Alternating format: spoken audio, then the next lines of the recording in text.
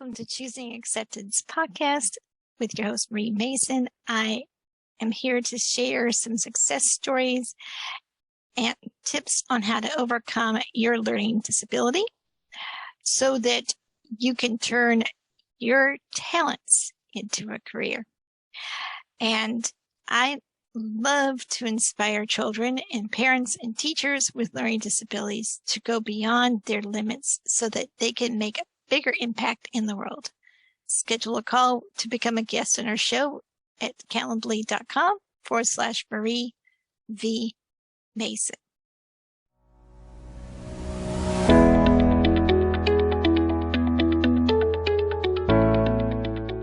I just wanted to introduce our guest in a minute before just going to keep us together. I so appreciate you being here, but we are starting off to the Choosing Acceptance podcast. I'm your host, Marie Mason, and it is a brand new podcast.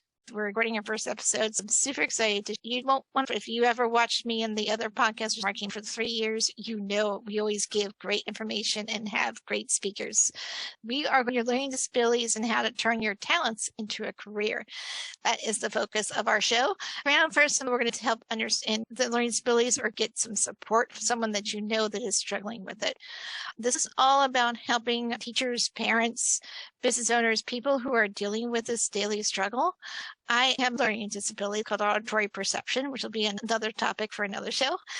There's many myths that are still struggling around dyslexia and other learning disabilities. We're going to debunk those definitions throughout each episode. You're going to find us. We're also going to give you some really good solutions. Each speaker gives backstory about maybe how they learned about the learning disability, how they learned, their children learned about it, how they work with the children. I mean, there's going to be so many different things related to this, and we're going to bring you different perspectives. Some people who are going to have learning disabilities, people who working with people with learning disabilities, parents of them, teachers, caregivers, you name it, even business owners who are working with that as well. I just want to bring a unique perspective because I know with having a learning disability, sometimes we get shunned and shamed for having it because people are ignorant and don't understand everything about it. Let's find a different perspective. Let's try to focus on building an acceptance. It's about the acceptance of the individual, not because of their learning. Help them highlight their unique talents. Let's focus on what they can do. Our learning disabled students hear what we can't do all the time. You can't do this because of this. And I'm sorry, you just spoke to the wrong person whenever you did that. I would sit there and tell you, watch me. I would just go and do it. I would surprise everybody because people didn't think anybody could do that. I proved people wrong all the time. And that I'm showing you that because you are capable of doing more than you think. You with some mindset, you need to know we're painting pictures on this podcast. Definitely stick around. We're going to be giving you some great information. Our top tip of today's show, and then we'll bring up a great guest, Parra, who's willing to be my first guinea pig. Thank you for coming onto the show. Absolutely. And thank you for having me. I appreciate it. I do I want to be clear about that. Dyslexia is difficulty in learning to read and interpret words, letters, or symbols, but that does not affect general intelligence. I learned something. I had some friends growing up that had dyslexia, Jen, and they actually were incredibly intelligent. Mm-hmm. But they had trouble, but reading frustrated them. It was hard for them because they knew in their minds what they were seeing was wrong, but they couldn't interpret it like the rest of us. That's why I feel like it's important to get some good concepts down for today's show. The month of October, you just told me, Jen. It's Dyslexia Awareness Month across the country. It's great timing to have a whole month where we can bring a lot more awareness out, which hopefully will translate into the entire year. Exactly.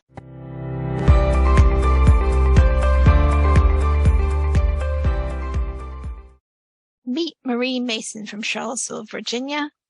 She is a podcast consultant for Liberty Virtual Solutions. She empowers transformation coaches who want to boost their business with podcasts by brainstorming the content and structure of their podcast. Our proven podcast roadmap will help you to develop a strategy for launching your podcast so that you can grow your business. Rebring your podcast to life at libertyvirtualsolutions.com.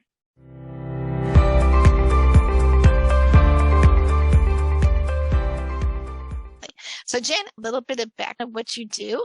What made you start and what is it about learning disabilities, and specifically, why did you start working with people with dyslexia? So we're going to highlights, then we're a couple more questions and close out the show. Sounds like a good plan?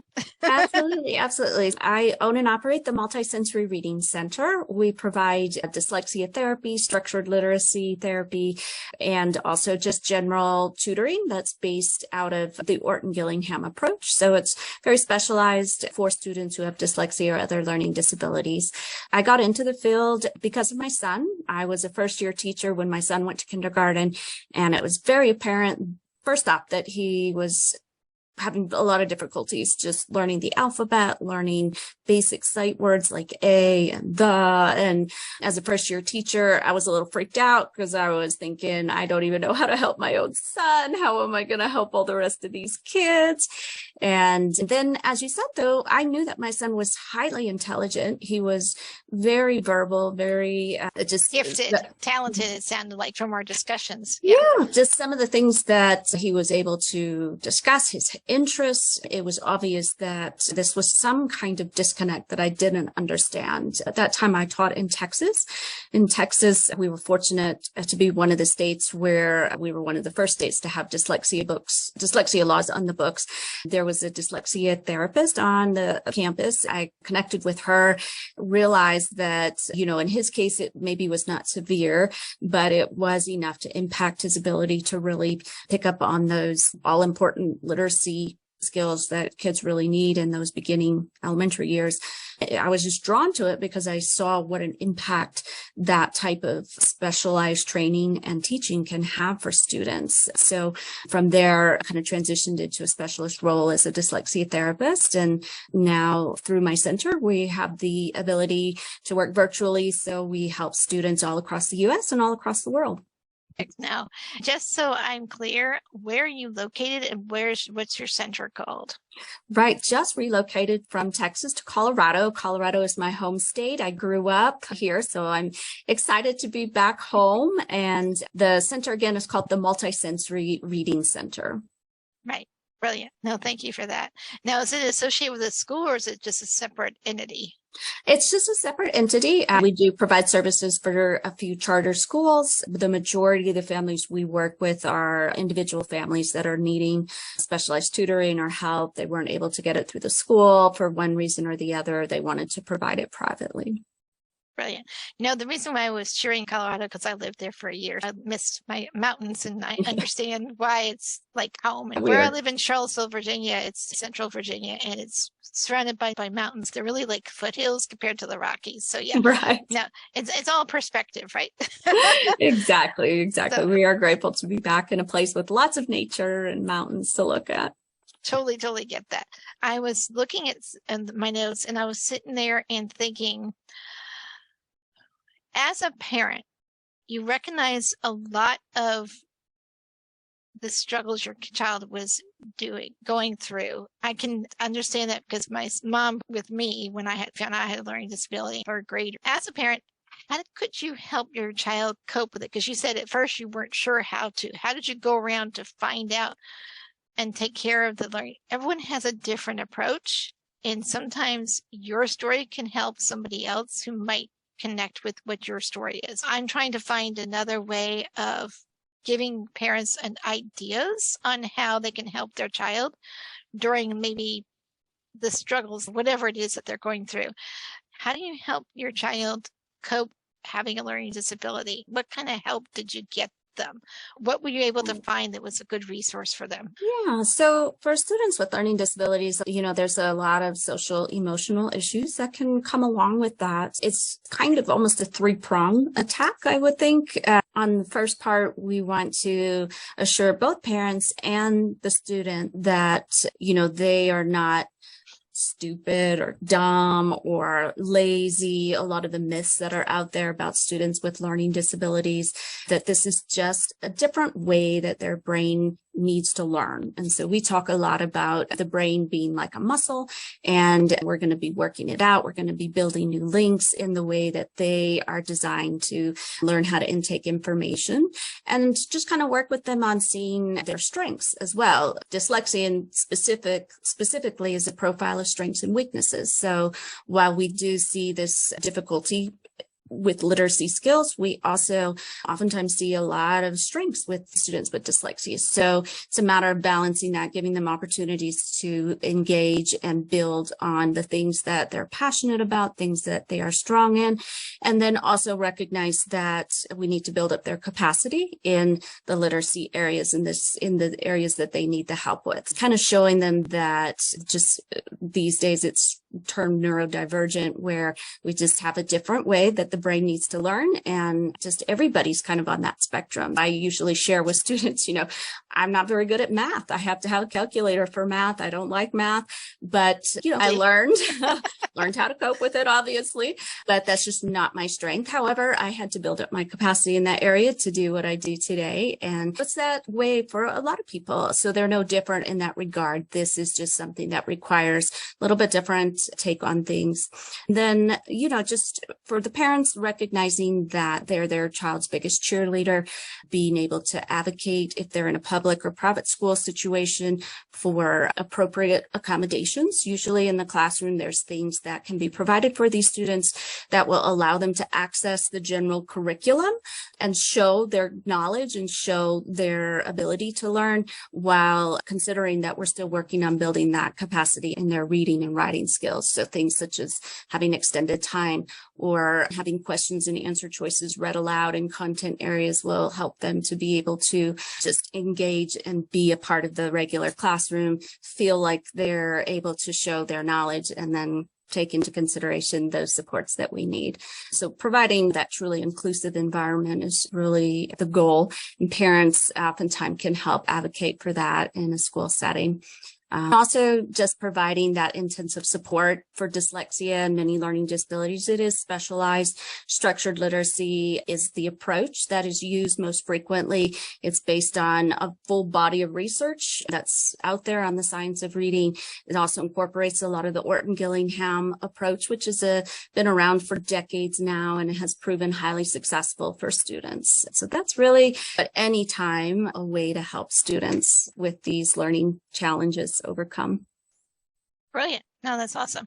Thank you for that. You mentioned something similar to and when you said the neuro part, I'm thinking of like the neural pathways, like we're building those bridges between those neural pathways.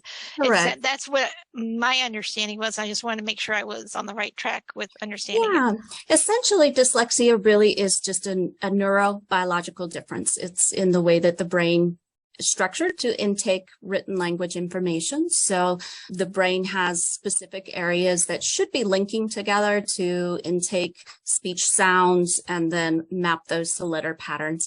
For students with dyslexia, that hub or that piece is just not linking together. So structured literacy, again, is that very important piece that provides that intensive intervention to build those links for those students, get that hub working, and be able to build up their capacity so that they can be efficient and effective with their reading and writing. Perfect. And thank you for that clarification. And one of the things I've learned about learning disabilities is like I've had to learn to process information. And so I want you to explain about how dyslexia students can process information, because you probably learned that through working with your son and other people in children dealing with the same struggles. So could you explain a little bit about that? Sometimes I'll do a deep dive if it's important enough to bring up. So processing issues really is a very, very broad term, broad issue.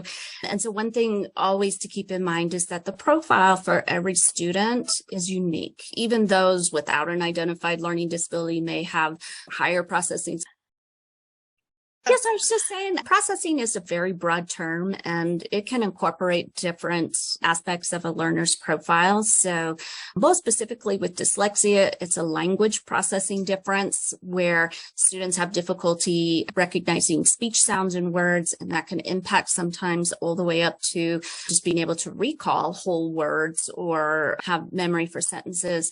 It can be more global in impact too, just having a difficult time processing through pulling out information into just our working memory, which is just a little sketch pad we have in the brain where we hold things together to put them together, and just various ways. So with dyslexia, generally we find the impact in reading fluency and being able to process through longer passages or directions when they have to be read. But oftentimes if it's read aloud to them, no problem, they understand and they can do the task at hand. So that's why accommodations can be very important, taking into consideration that processing can be a little bit slower or different. Even after a student completes remediation, they still may need that. So again, every profile is unique and it's something that needs to be considered and just worked with or accommodated for as needed. Brilliant. This is good. That was brilliant. And that's exactly what I was trying to portray for this particular piece. I think this makes a very good introduction for what paints the good picture of what dyslexia is and some of the things that you helped your son overcome, which is a brilliant way of piecing it together, bridging that gap. So I appreciate you really coming on today to share about dyslexia. I think it's a really important that we bring awareness to dyslexia and other learning disabilities as well. I faced so many learning disabilities while teaching in the classroom also for 20 years. So I totally get what it is you're doing with your resource center, and glad that we have a resource center. Now, is your resource center available to everybody? How do we access that? Do you have something you want to share for a resource for the teachers from your center that you want to bring onto the show today?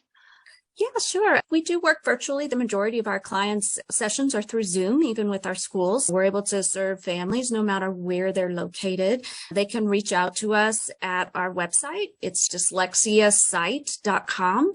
We offer free consultations just to speak with parents about their specific concerns, provide good information about dyslexia, them with next steps. Whether they use our services or not, we want to make sure that parents have a place to go, whether that's working with their school, seeking out a private evaluation first, or just their student needs help now. Regardless, we can provide a free fact sheet. It's called Dyslexia in the Brain. It just kind of explains what that means, what that dyslexia is neurobiological in origin. Those are, a lot of words that those of us not doctors may not understand. So it just kind of explains how that works, why dyslexia impacts the literacy skills for students, and then also how we can overcome, how structured literacy helps to build those links. So that's available for anybody to download. It's linked on our website, and I can also send the link as well to be posted here. Thank you for that. Can they also connect with you through that website and maybe schedule some time if they have any questions? Absolutely. I have several ladies who do help me with free consultations. So they'll either reach myself, Amanda Bush, or Christy Olson, who are our directors of the new student services. We talk with parents all the time, just kind of helping them to figure out what's going on. You just need somebody to listen. Kids are our most important resource, and oftentimes it's not always easy to get in the shuffle. Yeah, and it's not always easy to have somebody who will just sit down and listen to you. So that's what we're here for, and they can reach one of the three of us. We are all certified academic language therapists, so we've all been trained to work with students with dyslexia, understand the nature in the field. We're happy to share our time and help figure out next steps and where to go. Thank you so much. That's impressive. I did not realize some of that. I know we had talked before, but it's always good to refresh your memory and learn something new in the process. So thank you so much. That was a very great introduction to dyslexia and would make a great session for this first episode of our new podcast called Choosing Acceptance. The motto, acceptance. Sorry, my brain is just not thinking today. It's the hardest thing to podcast on a Monday because just not trying to get going from the weekend. I get it. Yeah. We will be airing it on our YouTube channel coming October. 1st. It'll be every Saturday at 12 p.m. Eastern Time. I cannot wait. I will definitely make sure Jen gets access to this podcast so she can share it with her group. Let's bring more awareness of choosing acceptance, and just it's all about a choice. It's like, let's highlight what people can do and what they're capable of doing, and not they get enough, like I said, about focusing on what they can't do. I say let's highlight the positive. I always was told, let's accentuate the positive. We're going to do that on our show. We're going to encourage you. Find out what skills you have. Let's find out what your talents. Let's make sure that you know that there are things possible. That's what we're going to highlight, these possibilities. It's about what's available for you, for all people with learning disabilities. I'm going to be highlighting a whole bunch of different ones in this show. I can't wait to launch that for you. So we are about to wrap up. Thank you so much, Jen. Parra, tell me the name of your company again. It's called the Multisensory Reading Center. And please share the website so people know where to access you. Yeah, so again, it's Dyslexia site. Good, I did spell it right. I had to make sure. Perfect. Now, I encourage you to take advantage of her offer. Go and schedule some time with Jen. She is delightful to talk with, and she can give you some great resources. You will also be checking out our YouTube channel, and it will be called Choosing Acceptance. So please check us out. And I just want to say thank you for listening. I would love to see you come back again to next week's episode. We'll be having another guest share a perspective on dyslexia, and we're going to be having more during the month of October. Thanks to Jen for letting me know this month of October is Dyslexia Awareness Month. How appropriate are we launching this particular podcast? So I'm super excited for this series. We are going to be taking a month at a time and seeing. I cannot wait to see what your comments are. Questions for our guests, they're always willing to answer them, and I can refer you to them. If you have anything you want to learn about something regarding learning disabilities, please feel free to message us and let us know what you got out of today's message. What has resonated with you? Please like, share, and subscribe, and that helps our channel grow. We'd love to get this as visible as possible because this message needs to be heard. Everybody needs to know that anything is possible. You don't have to stay stuck where you're at. You can move forward, and you can build bridges, like you said, not only understanding what it is that you're trying to learn and processing it, but you can build bridges and be difference makers. And that's really what this is about. It's just be a difference maker despite your learning disability, because there's so much that you have to offer the world, and we're here to encourage you to pursue it. So with that, I'm your host, Marie Mason, our guest, Jen. We're so happy to have you here and joining us today. We're saying goodbye from the Choosing Acceptance podcast, and that ends this week's show, and you all have a great week. So check out the next show next week.